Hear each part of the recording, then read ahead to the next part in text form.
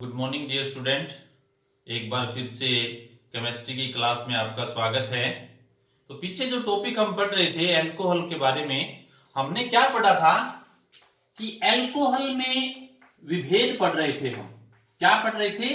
Alcohol में विभेद कि 1 डिग्री 2 डिग्री और 3 डिग्री अल्कोहल में अंतर कैसे पैदा करेंगे, कैसे बताएंगे कि ये 1 डिग्री है, 2 डिग्री है या 3 डिग्री अल्कोहल है। तो वो हमने कितने प्रकार पढ़ लिए थे? वहां से हमने 4 प्रकार से पढ़ लिया था विभेद। कौन सा? एक तो पढ़ा था हमने किसका? ऑक्सीकरण का।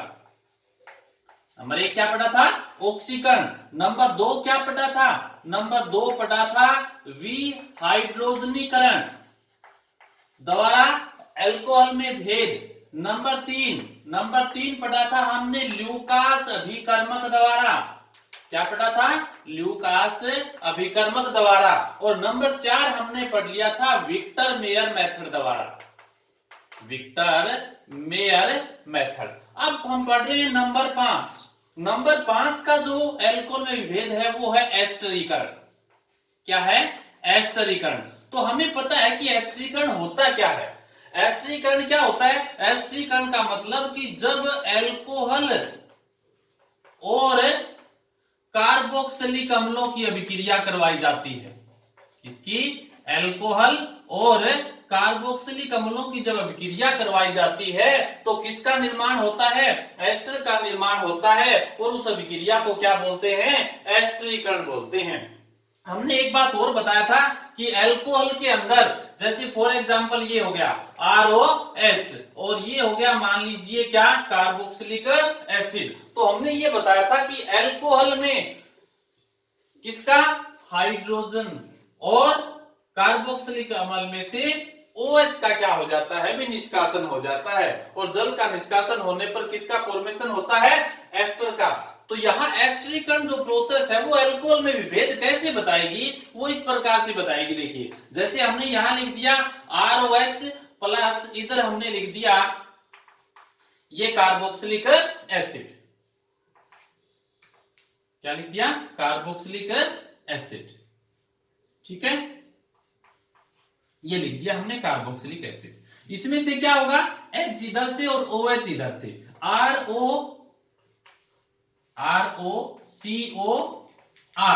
डैश भी हो सकता है प्लस H2O। एस्टर का फॉर्मेशन हो गया। अब देखिए अल्कोहल में से जो H का निष्कासन हुआ है वो कौन से अल्कोहल में H का निष्कासन आसानी से होगा, उसी के आधार पर हम बता देंगे कि अल्कोहल में विभेद कैसे करेंगे। तो H का जो निष्कासन होगा ना अल्कोहल में, वो कौन से अल्कोहल में आसानी से होता है? 1 डिग्री अल्कोहल में आसानी से होता है। उसके बाद किसका नंबर आएगा? 2 डिग्री का। और उसके बाद किसका आएगा? 3 डिग्री का अल्कोहल। इसका मतलब एस्टरीकरण जो अभिक्रिया है उसके अंदर जो 1 डिग्री अल्कोहल हो जाएगा, कौन सा? 1 डिग्री अल्कोहल, जैसे ये हो गया। उसके बाद किसका नंबर आएगा? उसके बाद नंबर आएगा 2 डिग्री अल्कोहल का। और उसके बाद किसका नंबर आएगा? उसके बाद लास्ट में आ जाएगा 3 डिग्री अल्कोहल। क्योंकि किसका होना है? H का निष्कासन होना है। तो H का निष्कासन होगा तो 3 डिग्री अल्कोहल में तो क्या होगा? प्लस आई प्रभाव द्वारा ऑक्सीजन पर इलेक्ट्रॉन घनत्व क्या हो जाएगा? अधिक हो जाएगा। और इलेक्ट्रॉन घनत्व अधिक हो जाता है तो और H के बीच का जो आबंध है वो क्या हो जाता है? प्रबल हो जाता है। प्रबल होगा तो ये आसानी से नहीं टूटेगा। नहीं टूटेगा तो इसका मतलब ये जल्दी ही अभिक्रिया नहीं करता। तो जल्दी अभिक्रिया नहीं करेगा तो इसका मतलब इसकी क्रियाशीलता सबसे कम हो जाती है। और वहां से हम पहचान कर लेते हैं कि अगर एस्टर नहीं बनता है इस प्रकार का अल्कोहल लेने से, तो इसका मतलब वो क्या है? 3 डिग्री अल्कोहल हो सकता है। तो अगर है उसके कंपैरिजन में 2 डिग्री लेंगे तो ये थोड़ा सा इससे इजीली क्या करेगा? H पॉजिटिव का निष्कासन कर देगा। तो वहां से हम भेद पैदा कर सकते हैं, अंतर बता सकते हैं कि ये 3 डिग्री अल्कोहल है, 2 डिग्री अल्कोहल है या 1 डिग्री अल्कोहल है। तो इस प्रकार से हम ये 5 प्रकार से इंपॉर्टेंट प्रोसेस है। ये बहुत बार क्या है एग्जाम में आता है कि अल्कोहल में विभेद कैसे करेंगे। मोस्टली सबसे ज्यादा ल्यूकास का विक्टर मेयर प्रोसेस तो काफी बार आ चुका है। तो यहां से हम अल्कोहल के विभेद के बारे में पढ़ लिया हमने। 5 प्रकार से अल्कोहल में विभेद पैदा कर लिया हमने। अब क्या करेंगे देखिए, अब नेक्स्ट जो हम टॉपिक इसमें करते हैं उसमें क्या आएगा? अब उसके अंदर आता है कुछ महत्वपूर्ण एल्कोहल। ठीक है, कुछ महत्वपूर्ण एल्कोहल, इसमें दो ही प्रकार के एल्कोहल के बारे में यहां पढ़ेंगे हम। कौन सा? एक पढ़ेंगे हम CH3OH का, और दूसरा पढ़ेंगे कौन सा? CH3CH2OH। एक कौन सा है? एक है मेथेनॉल और दूसरा क्या है? एथेनॉल। इन दोनों के बारे में पढ़ेंगे। तो सबसे पहले हम जो प्रोसेस करेंगे वो किसके बारे में पढ़ेंगे भी? मेथानॉल के बारे में पढ़ते हैं। तो मेथानॉल जो है उसको क्या बोलते हैं? उसको कास्ट स्पिरिट भी बोलते हैं। वुड स्पिरिट है ये। क्या है ये? वुड स्पिरिट है। इसको वुड स्पिरिट क्यों बोलते हैं? कास्ट स्पिरिट इसलिए बोलते हैं क्योंकि ये जो है ना वो लकड़ी के भंजक आसवन से, लकड़ी के भंजक आसवन से तैयार किया जाता है, इसलिए इसको बोलते हैं कास्ट स्पिरिट। और अगर इसको क्या करना है आपको, औद्योगिक स्तर पर, औद्योगिक अगर इसका उत्पादन करना है हमें, इंडस्ट्रियल अगर इसका प्रोडक्शन करना है, तो हम किससे करेंगे? इसका प्रोडक्शन हम कर सकते हैं किससे? CO से। किससे? CO से, कार्बन मोनोऑक्साइड से। किससे कर सकते हैं? कार्बन मोनोऑक्साइड से। कार्बन मोनोऑक्साइड का हम क्या करेंगे? उत्प्रेरकीय,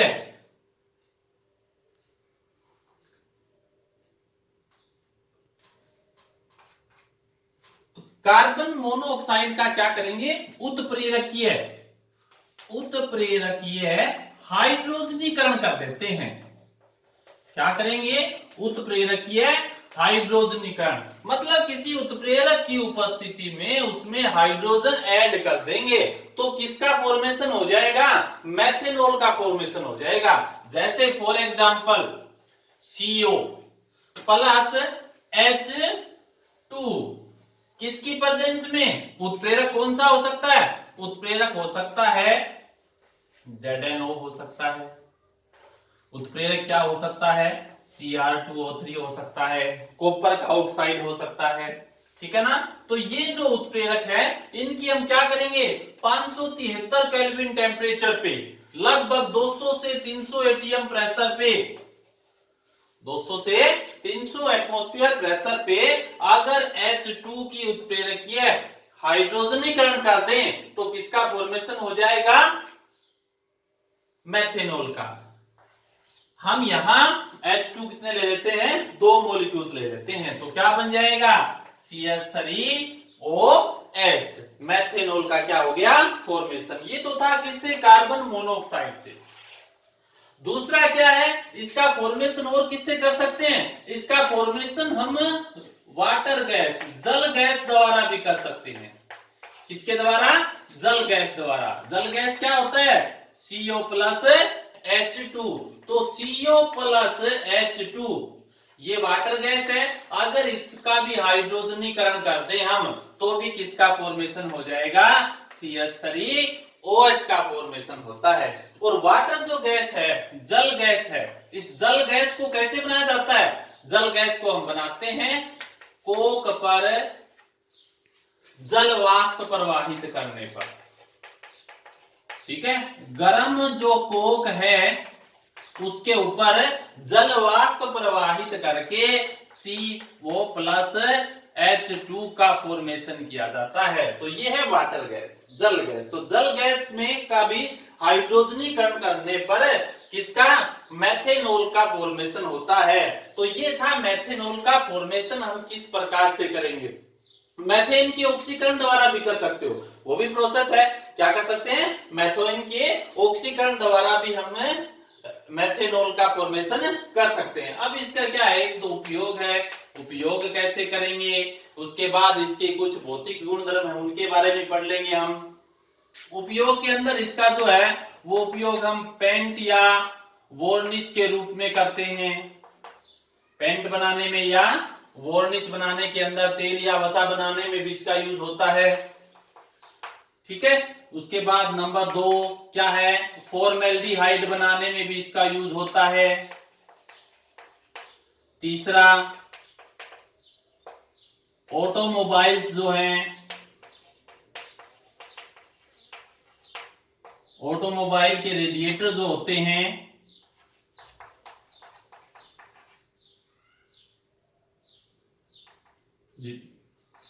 रेडिएटर उनको क्या करते हैं, प्रतिहीन करते हैं, उनको शीतलित करते हैं एंटी फ्रीजिंग के रूप में, इसका यूज किया जा सकता है। और क्या है, कोई कार्बनिक पदार्थ के निर्माण में, कार्बनिक यौगिकों के निर्माण में भी इसका यूज करते हैं। और क्या हो सकता है, और इसका हो सकता है कि अल्कोहल को विकृतीकृत करने के लिए भी, अल्कोहल को विकृतीकर, डीनेचुरेटेड मतलब पीने के अयोग्य बनाने के लिए, ठीक है, पीने के अयोग्य बनाने के लिए किसको, अल्कोहल को, अल्कोहल के अंदर इसकी कुछ मात्रा मिला दी जाती है ताकि वो अल्कोहल पीने के योग्य ना रहे। तो इस प्रकार से इसका यूज किया जाता है। अब यूज के बाद इसका क्या है, इसके अगर हम बात करें कुछ फिजिकल प्रॉपर्टीज की, अगर हम बात करें तो फिजिकल प्रॉपर्टी में हम क्या करेंगे, फिजिकल प्रॉपर्टी के अंदर क्या है कि ये जो मेथेनॉल है ये क्या होता है, जल में विलय होता है, क्या होता है, जल के अंदर विलय होता है, ठीक है। क्वथनांक लगभग जो इसका है वो 337 केल्विन के लगभग होता है, ठीक है। तो जल के अंदर विलय। तीसरा जो है ये क्या करता है, ये विषैला होता है, क्या होता है, विषैला होता है। तो अगर इसकी कम मात्रा शरीर में चली जाए तो अंधापन उत्पन्न हो सकता है, और अगर अधिक मात्रा इसकी चली जाती है तो क्या हो सकती है, डेथ भी हो सकती है। तो ये विषैला होता है। जलाते हैं तो ये नीली ज्वाला के साथ जलेगा, क्या होगा, नीली ज्वाला के साथ जलता है। तो ये कुछ एक इसके क्या थे, भौतिक गुणधर्म थे। द्रव तो होता ही है, आज की बात करें तो क्या होता है, ये द्रव होता है, ठीक है। तो जल के अंदर आसानी से विलय हो जाते हैं। तो ये था किसके बारे में, मेथेनॉल के बारे में। अब हम पढ़ेंगे किसके बारे में, एथेनॉल के बारे में। अब क्या पढ़ेंगे, एथेनॉल के बारे में पढ़ेंगे। CH3CH2OH। अब इसका फॉर्मेशन पढ़ेंगे। अब इसका जो फॉर्मेशन है ना वो किससे किया जाता है, स्टार्च से भी किया जाता है। किससे करते हैं, स्टार्च से। इसको क्या बोलते हैं, ग्रेन अल्कोहल बोलते हैं। इसको क्या बोलते हैं, ग्रेन मीन्स अन अल्कोहल, अन्न से, अनाज से इसको पैदा कर सकते हैं, बना सकते हैं, इसलिए इसको ग्रेन अल्कोहल कहा जाता है, अन अल्कोहल कहा जाता है। अब ये जो है वो भी क्या है, एक स्वापक प्रकृति का होता है। क्या होता है, स्वापक प्रकृति का होता है, निद्राकारी होता है। मतलब इससे क्या होती है, मदहोशी छा जाती है। ये केंद्रीय तंत्रिका तंत्र को क्या करता है, भी अटैक करता है। तो यहां सबसे पहले अब क्या करेंगे कि एथेनॉल को निर्माण जो कैसे करेंगे, इसका प्रोसेस है, इसको बनाने का जो प्रोसेस है वो कैसे करेंगे। इसको बनाने के लिए क्या करते हैं, इसको जैसे कि हमने बात की कि स्टार्च है या शीरा है, उसके किण्वन प्रक्रिया द्वारा बनाया जाता है। इसके द्वारा, शर्करा, स्टार्च या शीरा के किण्वन प्रक्रिया द्वारा। अब सबसे पहले बात आती है कि किण्वन क्या है। किण्वन क्या है कि जो ये कार्बनिक पदार्थ है जैसे कि स्टार्च या शीरा है, इनको किसी नाइट्रोजन युक्त उत्प्रेरक की उपस्थिति में जटिल पदार्थ से सरल पदार्थ में निर्माण या बनाने के प्रोसेस को क्या कहते हैं, किण्वन प्रक्रिया करते हैं। क्या कहते हैं, किण्वन प्रक्रिया। तो नाइट्रोजन युक्त पदार्थों की उपस्थिति में जटिल पदार्थों को सरल पदार्थों में बदलने की प्रक्रिया क्या कहलाती है, किण्वन कहलाती है। और किण्वन क्यों बोलते हैं इसमें, क्योंकि इसके अंदर क्या होता है कि ये जो पदार्थ, ये जो द्रव पदार्थ बनते हैं वो उबलते हुए प्रतीत होते हैं। कैसे, उबलते हुए प्रतीत होते हैं, इसलिए इसको बोलते हैं किण्वन। क्योंकि किण्वन प्रक्रिया के अंदर CO2 जो गैस है वो बुलबुलों के रूप में निकलती है, इसलिए उबलते हुए प्रतीत होते हैं, और उबलते हुए प्रतीत होने के कारण इसका नाम क्या पड़ा, किण्वन प्रोसेस, किण्वन प्रक्रिया पड़ा। तो यहां हम स्टार्च या सीरा द्वारा क्या पढ़ेंगे, अल्कोहल का फॉर्मेशन करेंगे, अल्कोहल का निर्माण पढ़ेंगे कि अल्कोहल बनाया कैसे जाता है। तो सबसे पहले जो बात आती है ना वो किसके करेंगे, दो प्रकार से मेथड है इसका, एक स्टार्च द्वारा, एक सीरा द्वारा। तो नंबर 1 जो मेथड है वो हम पढ़ेंगे किसके, सीरा द्वारा अल्कोहल का निर्माण, किसके द्वारा, सीरा द्वारा अल्कोहल का निर्माण। अब सबसे पहले बात आती है कि ये सीरा क्या होता है। सीरा क्या होता है कि जो गन्ना है या चुकंदर है, गन्ने या चुकंदर के रस में से या में अगर हम शर्करा को